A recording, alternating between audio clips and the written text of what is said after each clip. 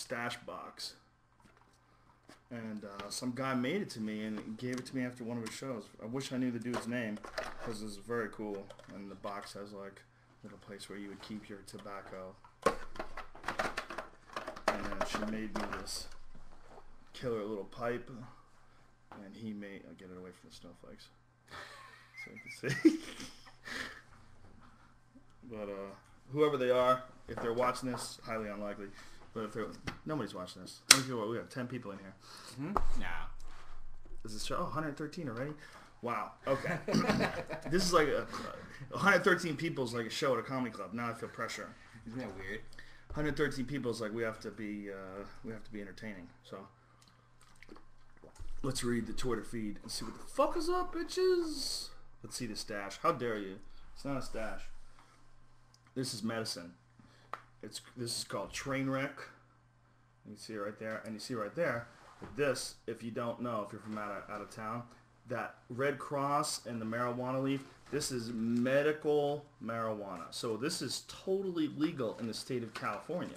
It's pretty trippy because you drive down the street, and I was driving down the street yesterday, and we were looking for places where we could, like we could see how many places are near my house. There's like fucking 20 places within a couple miles of my house that I can go, and a lot of them they just say like collective on it. They'll say like West Hills Collective or fucking Dick Street Collective, whatever, and it'll have a red cross, and that's all you need to know. And everybody knows that it's weed. They have green letters. Everybody uses green letters, and they're everywhere. And you go, and if you have one of these right here, this is Brian's. If you see this, this is a real legitimate recommendation from a doctor, and this, all you do is you go to a doctor and you say marijuana helps me sleep, whatever, and the doctor will give you one of these legitimate recommendations, a legal prescription in the state of California for marijuana. And then you go to these places, and some of them you can pay with a fucking credit card. It's the trippiest thing ever. You buy weed with a credit card, and you're like, what year is this? It's 2009. But the rest of the country is still living in the dark ages. Colorado is catching up. Colorado has a bunch of places now. Colorado actually is going to open up a medical marijuana restaurant, and they're going to open up some 30,000 square foot weed superstore in Boulder. It's fucking gigantic. It's like 3 stories. Isn't Texas even doing like a vote soon or something like that? Yeah, That's well, weird. A lot of people are trying. A lot of states are trying. Massachusetts recently made it. They decriminalized it. It was they don't have any medical law yet there, but now it's completely. Not legal, but it's not illegal. It's a weird thing. Like, you're not allowed to sell it. Like, possession is one thing, but selling it is a different thing. You're still not allowed to sell it, which is fine. Let people fucking grow it. Really, fucking Hunter S. Thompson had it right. Hunter S. Thompson, when he was running for sheriff, he was saying that no drug good enough to be taken should be allowed to be sold. That was like a law that he was going to pass in Aspen. And he was going to call Aspen Fat City. He was going to change the name of Aspen to Fat City. He was going to tear up all the roads and sod the streets, so it was all dirt roads everywhere. And he fucking lost by 400 votes. It's only 400 votes. If he won, if he was the sheriff of Aspen, that would have been fucking badass. But one of the things that he wanted to have was that any drug that you can take that's good enough to be taken should be legal. And he's fucking totally right.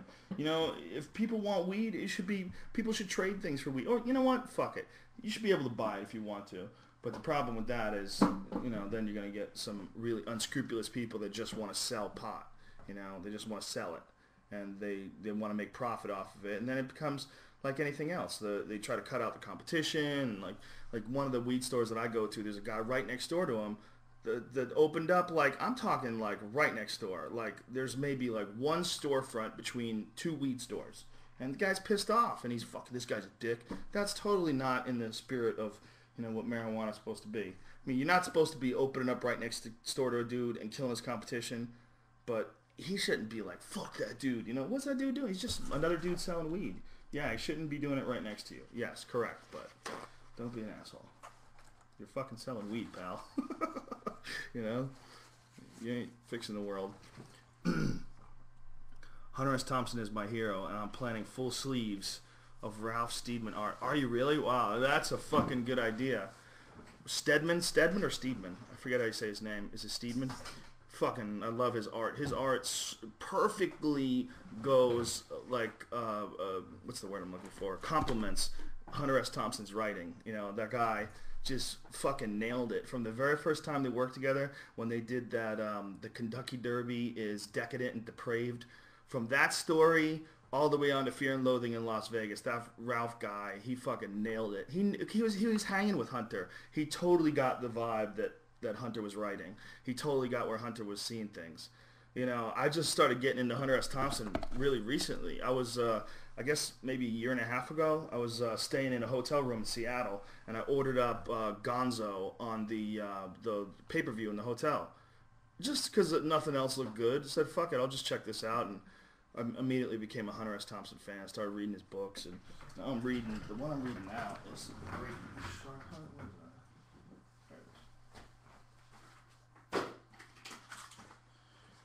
The one I'm reading now is this one, Great Shark Hunt. It's great. It's got everything in there. It's got a bunch of his different shit. Fear and Loathing's in there. The Kentucky Derby's in there. A lot of great stories, like a collection of his works. The quintessential. Well, need to open grow homes with retail fronts. Yeah, man. Keep it all easy. That's what I'm talking about. If you've never been to a grow room before, I've only been to one grow room. It was pretty interesting. There was a place in L.A. where it was a full service place. You can get a prescription there, you could get weed there, and you could why don't you come on the scene here, fella? Sing a picture with me. Hi. You could get weed there, and they grew it. So there was like this back room where they had all these lights set up, and it was pretty fucking trippy, man. Like, it was a big ass room, and it was filled with these plants, and they were all lit up, and you walk through the plants, and if they were alive. You know, they're living plants, but it felt like they were conscious. Like, maybe it was because I was really high. That might be, but maybe because I was really high, I was able to tune into it. But it was a very weird sensation. It felt like I was around like living entities. Like, it didn't just feel like they were plants. It felt like they were alive. You know, it was very strange. It was cool. I thought about it. I was like, that'd be cool to have something like that in my house, but that's pretty illegal, federally at least. You know, if they caught you with a bunch of plants in your house, you know, they'd be like, hey, bitch, what are you doing with those? You're allowed to have one. Yeah, we're allowed to have a bunch. You can have, like, up to 6 plants, I think. You're actually allowed to have more because you have that X special. Oh, that's right. I have an exemption because I'm a fucking real stoner. Is 2 of these fucking with us here? No, but you can totally turn off that second one. This one? Yeah. Sorry, folks, getting organized. This is the first time I'm always threatening to do some shit like this, and I never follow through. Why were the UFC ring girls fired? I do not know. They were very nice. All of them were? 2 girls were fired. They left Ariane, who's a very nice person as well. I've been friends with her for years. She's a super cool chick. And hot. Very hot. Probably classically beautiful. Like, it doesn't get any more beautiful, her face. Very nice person, too. You can follow her on Twitter. She's on the Twitter. Is the one with the fake wig still working? What are you talking about, fake wig? How dare you? First of all, how dare you? How dare you? Fuck with her whole career. The one with the fake wig. Well, she has a fake wig, I don't know which one you're talking about. The one with the big hair, the 70s hair. She looks like she has 70s hair. Damn. She just started, like, maybe the blonde one? Yeah. Her name was Logan. She did not have fake hair. That was her hair. That was real? Yeah. She just has some curly hair, and that's how she wears it. Very nice girl. I thought the Atlanta Housewives thing, you know how that wigs are back, so I thought that was one of those. You might be right. Atlanta. You ever watch that Housewives of Atlanta show? Oh, there's nothing like white girls around black girls when they start talking black. I love that shit. Right. I love when white guys do it. I love when white girls do it.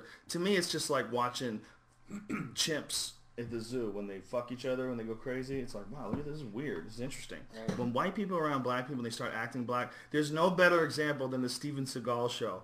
Holy shit, have you seen when he does that? He pulls up to a group of black people. He's like, what up, cuz? What's going on? Oh, dude. Much love, much love. He talks black. Wow. Like, really condescendingly. And then, you know, when he's in the car, when the camera's on, he'll talk like Buddhist. He says like stupid shit, you know. The one monk was walking with the younger monk, and the younger monk says, what is the way of Buddha?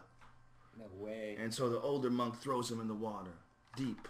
Like what? Wow. Like he talks in like he's two totally different dudes. He talks like the Steven Seagal who's like the mystical man, and the Steven Seagal who is this fucking strange cop in Louisiana. He has a southern accent that he uses part of the time, and then occasionally he drops the southern accent and he goes with a full-on black accent, like when he's in the hood.